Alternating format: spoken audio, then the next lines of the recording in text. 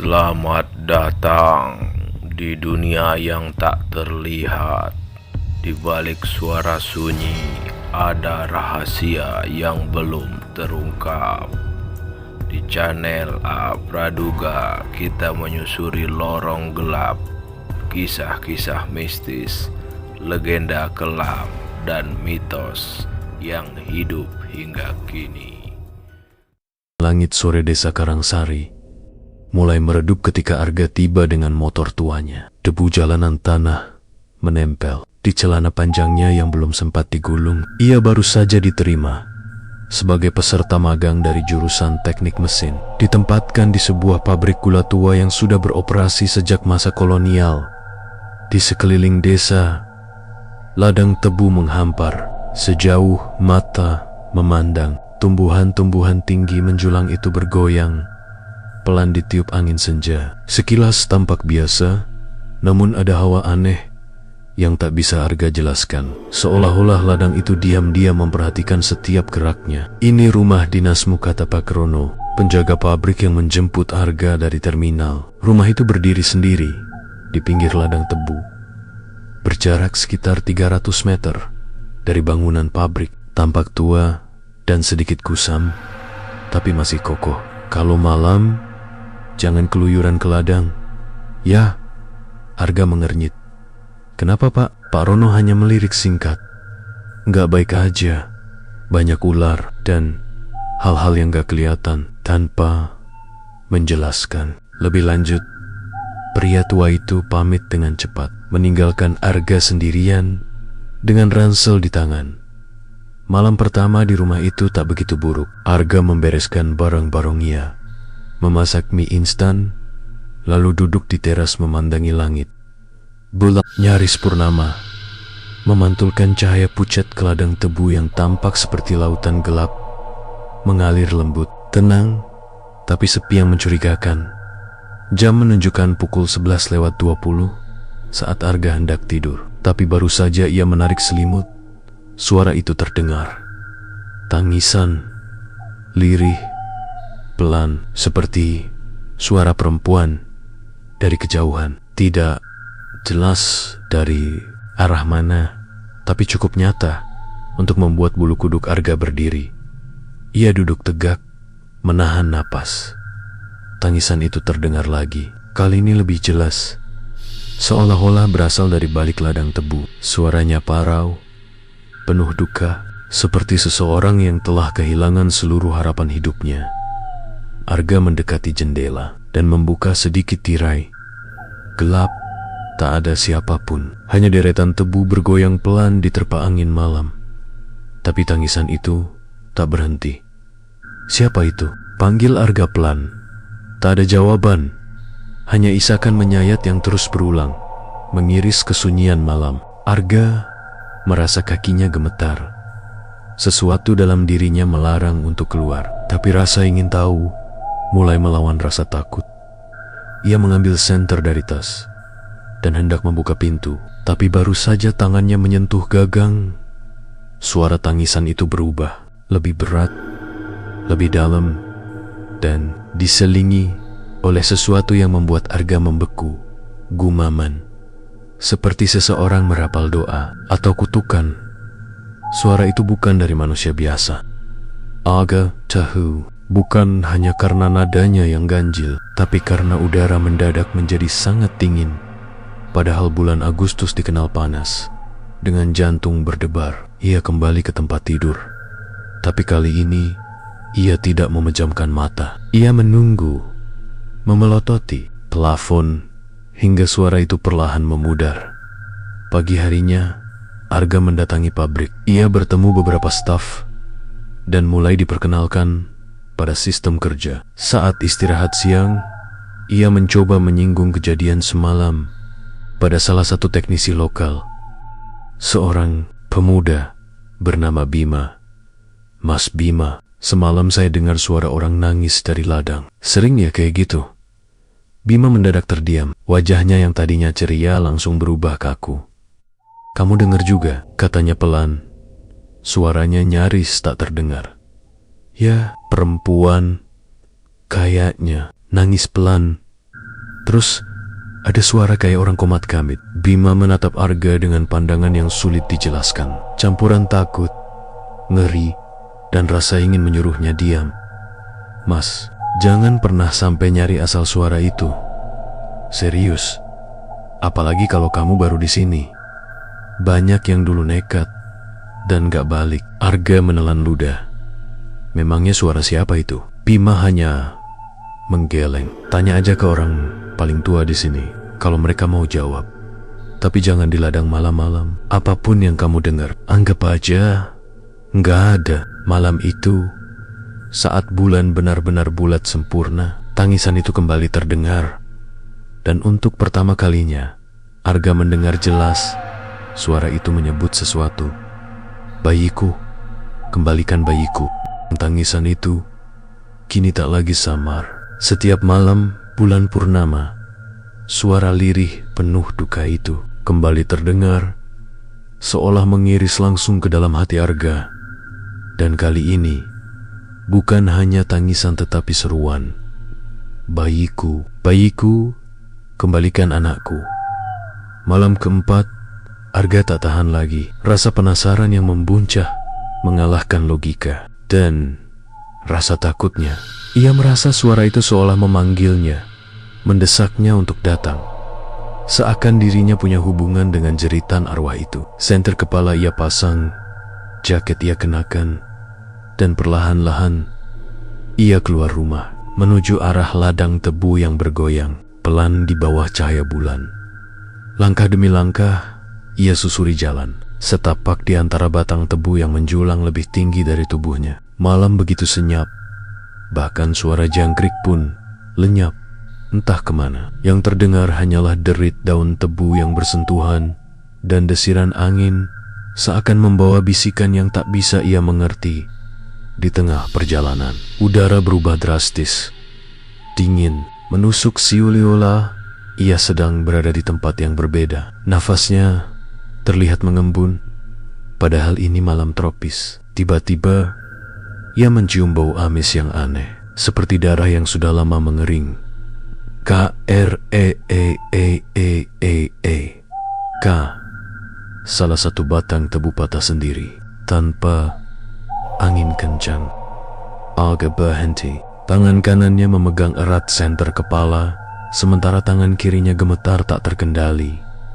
Ia berbelok ke kiri, mengikuti suara tangisan yang terdengar semakin dekat. Semakin jauh ke dalam, batang-batang tebu mulai terlihat tak wajar. Ada yang berlumuran seperti noda hitam pekat, ada yang patah seperti dicapik, dan ada pula yang tampak seperti dicakar oleh kuku panjang. Hingga akhirnya, ia sampai di sebuah area terbuka kecil di tengah ladang. Di sanalah ia melihat sesuatu yang membuat darahnya membeku. Sebuah boneka lusuh tergantung di pohon tebu kering, terikat dengan tali rafia kusam. Boneka itu terlihat sangat tua, berbaju putih, dengan wajah penuh noda, dan mata yang hanya tinggal satu. Ada bercak merah kecoklatan di bagian perutnya, seperti noda darah lama. Angin meniup rambut boneka itu ke kanan kiri, seolah ia hidup. Arga mendekat perlahan. Tiba-tiba, suara tangisan berhenti. Sunyi, sunyi yang mencekam. Dan kemudian seseorang tertawa. Tawa lirih, perempuan, seperti tawa menahan tangis. Dari arah belakang, Arga sontak menoleh. Namun tak ada siapa-siapa. Tapi ketika ia kembali menatap boneka itu tak lagi tergantung. Boneka itu tergeletak di tanah, menghadap ke atas. Dan yang lebih mengejutkan, mata boneka itu sekarang utuh dua, padahal tadi hanya satu. Apa itu tadi? Agamanda. Tapi kakinya tersandung akar kecil dan tubuhnya jatuh ke tanah. Seketika ia merasa seluruh tubuhnya kaku, tak bisa bangun. Senter kepala terjatuh dan padam, menyisakan kegelapan total. Dari kegelapan itu, suara kaki menyeret perlahan-lahan, mendekat. Thrak, shrek. Sesuatu yang berat dan basah mengusap tanah ladang, mendekat ke arahnya. Arga ingin berteriak, tapi mulutnya seperti terkunci. Suara napas berat seperti milik wanita tua terdengar di dekat telinganya. Bayiku, mana anakku? Sek itu, bayangan hitam menyelimuti pandangan Arga. Wajah pucat dengan rambut basah dan mata putih memandangi dirinya dari atas. Wajah itu menangis. Darah menetes dari hidung dan mulutnya. Tangan kurus dengan kuku hitam pekat meraih ke arah dada. Arga seolah hendak mengambil jantungnya. Gelap. Ketika Arga membuka matanya, sinar matahari menyilaukan. Ia terbangun di atas tempat tidurnya, berkeringat dingin. Tubuhnya lemas, seolah habis dirasuki. Nafasnya terengah. Ia memeriksa jam pukul 7 pagi. Tapi saat ia hendak bangkit dari tempat tidur, ia menyadari sesuatu. Kakinya penuh luka goresan, seolah ia memang berjalan ke ladang semalam. Bukan mimpi. Di meja kecil dekat tempat tidurnya, ia melihat benda yang membuat jantungnya nyaris berhenti. Boneka tua lusuh dengan 2 mata utuh tergeletak di sana. Boneka itu masih ada di atas meja, duduk dengan angkuh, diam, namun mengancam. Mata boneka itu yang semalam hanya satu, kini lengkap. Sepasang mata bulat hitam, seperti sedang menatap langsung ke jiwa Arga. Ia berdiri terpaku, tubuh gemetar. Tadi malam nyata, bukan mimpi. Goresan-goresan di kakinya masih terasa perih dan bau amis darah. Samar-samar masih tercium dari boneka itu. Ia hendak menyentuhnya, namun saat jarinya hampir menyentuh kepala boneka-boneka itu bergerak sedikit. Kepalanya miring ke kiri, pelan, seolah memperhatikan Arga balik. Ia terjatuh mundur, panik dan ketakutan. Tanpa pikir panjang, Arga membungkus boneka itu dengan koran dan memasukkannya ke dalam kantong plastik, lalu dibuangnya ke tempat sampah di belakang rumah. Tapi jauh di dalam hatinya, ia tahu itu tak akan menyelesaikan apapun. Siang itu, Arga mencari Sari, gadis desa yang pernah menegurnya di warung beberapa hari lalu. Sari dikenal tertutup, namun ia terlihat cerdas dan punya pandangan berbeda dari warga lain. Ketika Arga duduk di bangku kayu dekat sumur desa, Sari menghampirinya sambil membawa air. "Kamu pucat banget. Kamu masuk ke ladang semalam?" "Ya," tanyanya tanpa basa-basi. Arga menatap Sari dengan mata penuh kecemasan. "Aku lihat boneka tergantung, lalu suara, dan ia tak sanggup menyelesaikannya." Wajah Sari langsung berubah. Ia duduk di samping Arga dan menunduk. "Kamu udah dilihat, berarti kamu harus tahu semuanya. Biar kamu ngerti apa yang kamu ganggu." Setelah memastikan tak ada orang yang mendengar, Sari mulai bercerita. Tahun 1996, di pabrik gula tempat kamu kerja sekarang, ada seorang gadis puruh bernama Ratih. Ia masih muda, yatim piatu, dan sangat cantik. Banyak lelaki di kampung ini tergila-gila padanya, termasuk seorang mandor tua bernama Pak Sanip. Tapi Ratih menolak Sanip berkali-kali. Sanip dendam. Suatu malam, saat jam lembur, Ratih diikuti ke ladang. Ia diseret, diperkosa, lalu dicekik hingga mati. Tubuhnya dikubur di antara batang tebu tanpa kain kafan, tanpa doa. Yang lebih mengerikan, saat itu Ratih sedang hamil 2 bulan.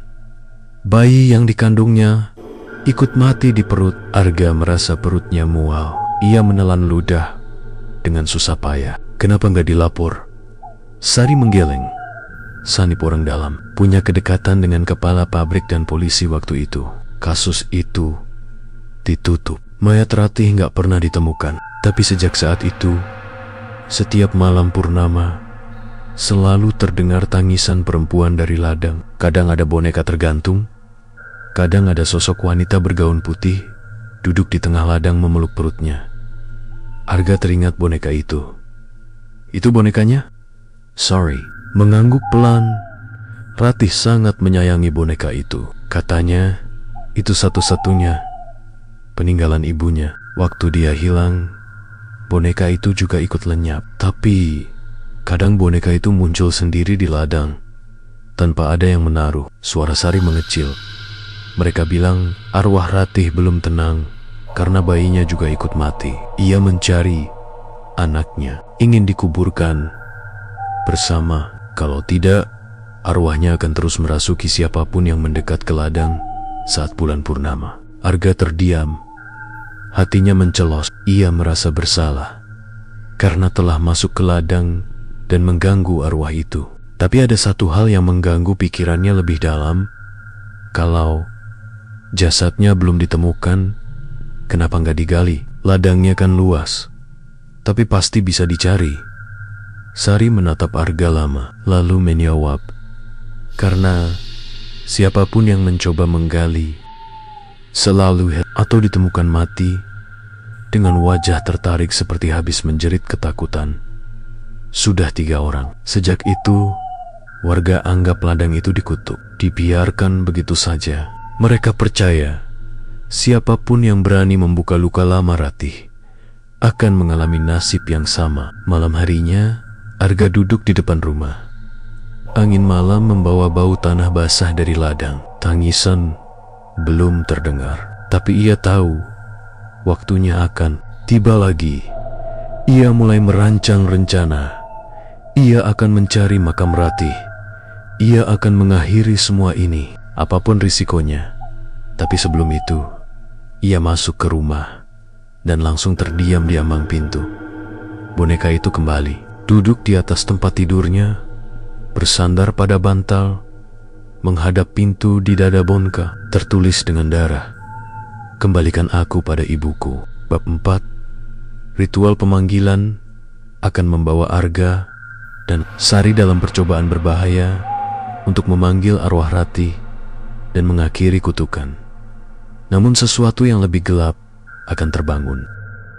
Dan malam itu, ketakutan berubah menjadi tekad. Arga memandangi boneka tua yang kini duduk manis di atas ranjangnya tampak diam, tapi jelas-jelas bukan benda biasa. Pesan darah yang tertulis di dada boneka, "Kembalikan aku pada ibuku," menggema di kepalanya berkali-kali, seperti mantra kutukan yang tak bisa diabaikan.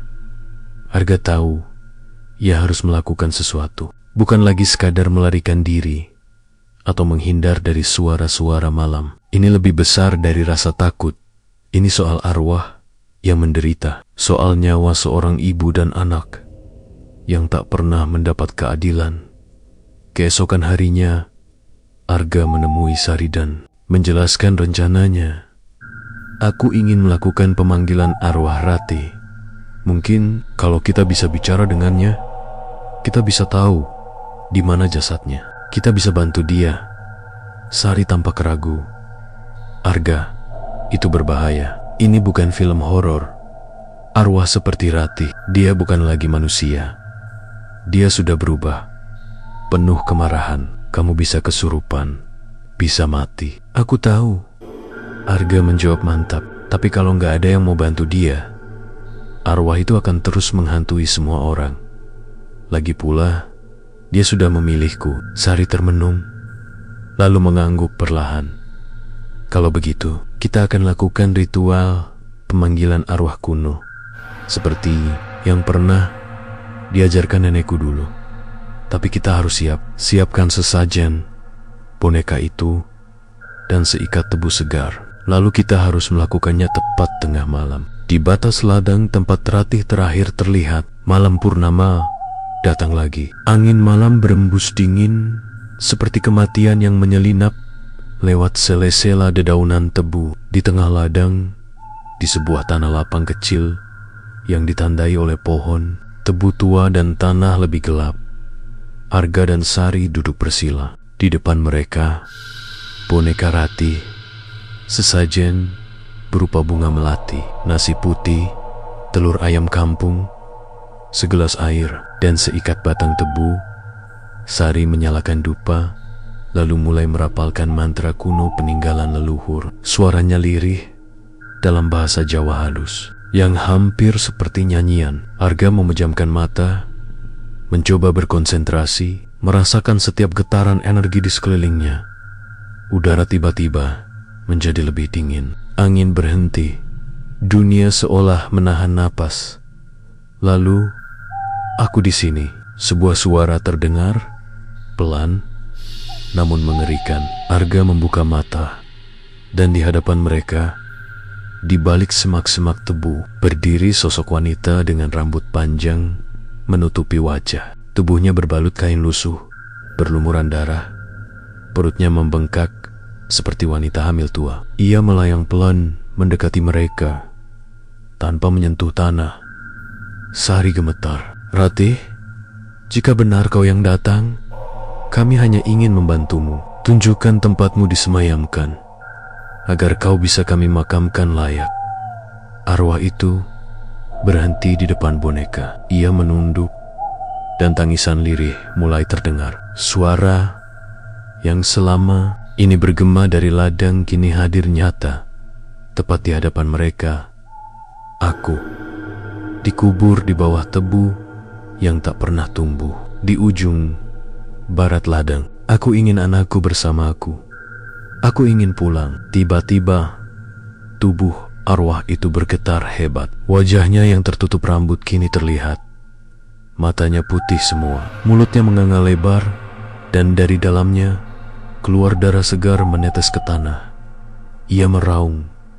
Dia belum mendapat hukuman. Anip belum mati. Anaknya harus dibayar. Sari menjerit. "Arga, jangan bicara lagi." Dia mulai kerasukan amarah. Namun Arga berdiri, menatap arwah itu penuh iba. "Kami akan cari jasadmu. Kami akan makamkan kau dan bayimu. Tapi jangan ganggu yang tak bersalah." Arwah Ratih meraung lebih keras. Tangan kurusnya tiba-tiba meraih leher. Arga mensengramnya dengan kekuatan gaib. Arga tersentak. Tubuhnya terangkat dari tanah beberapa sentimeter. Sari mencoba menariknya, tapi sia-sia. Namun tepat saat itu, boneka di tanah mulai bersinar samar. Sinar putih keluar dari mata boneka, dan suara bayi menangis tiba-tiba terdengar dari balik ladang. Arwah Ratih melepaskan Arga, berbalik dan menatap boneka itu.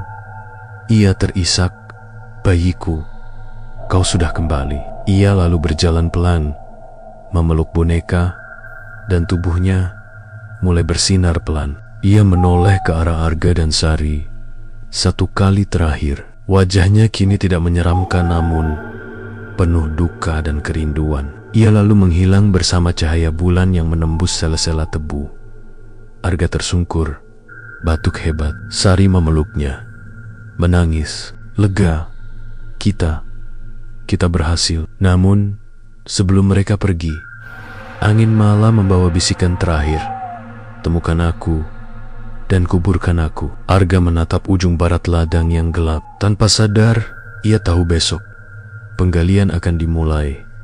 Namun, satu hal yang membuat darahnya dingin kembali. Di bawah tempat boneka tadi diletakkan, kini ada bercak darah segar dan jejak kaki bayi kecil mengarah ke ladang tebu.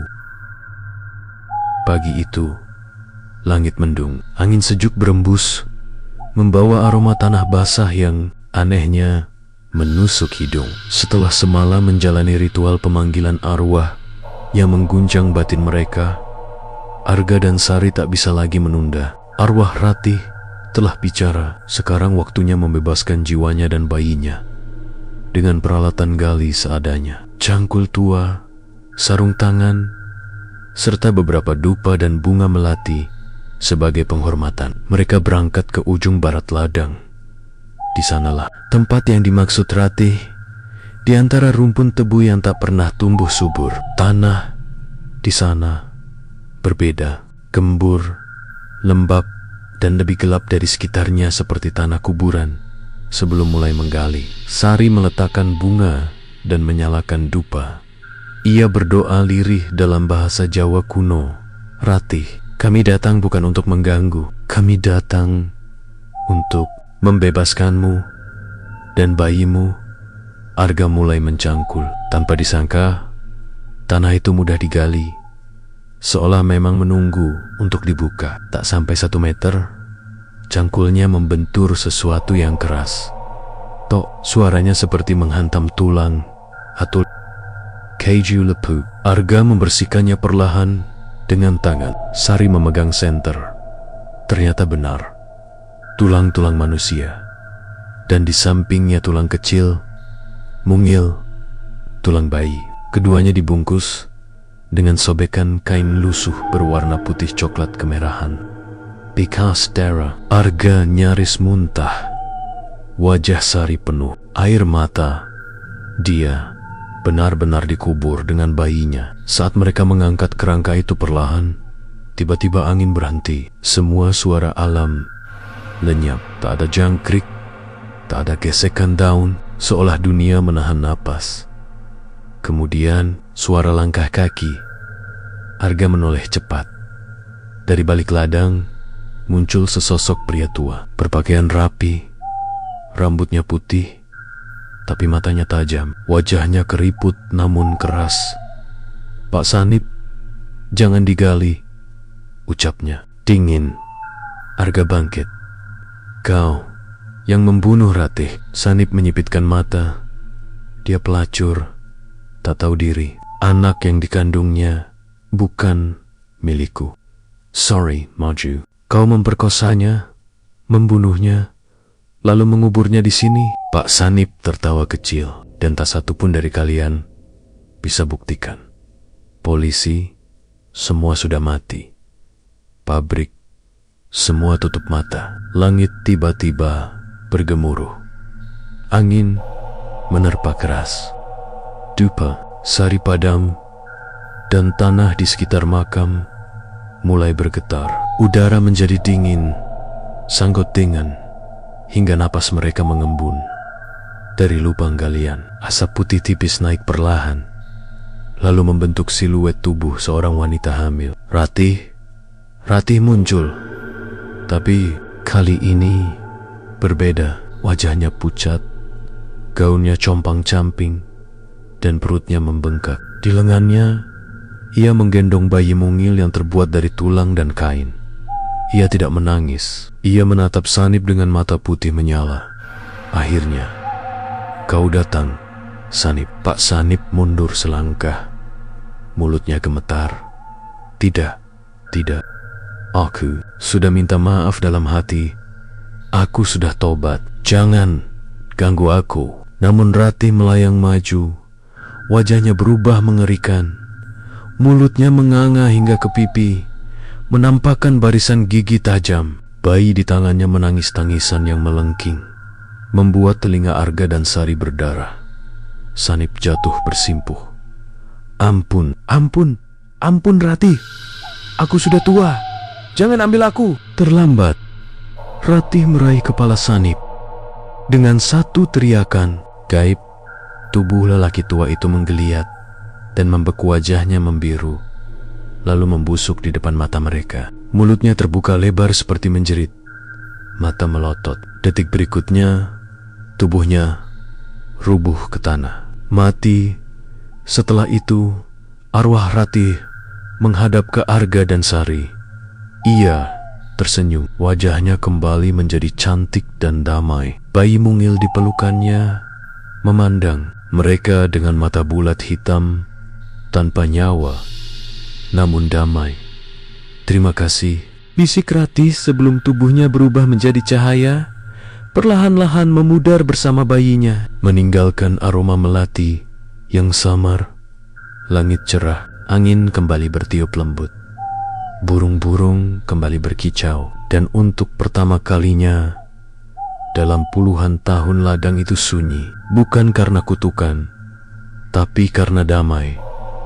Beberapa hari kemudian, Arga dan Sari menguburkan tulang Ratih dan bayinya di pemakaman desa. Prosesi dilakukan sederhana, dengan doa dan tangisan beberapa warga yang akhirnya tahu kisah tragis di balik ladang tebu mereka. Batu nisan sederhana bertuliskan, Ratih dan bayinya dimaafkan, dipulangkan, disempurnakan.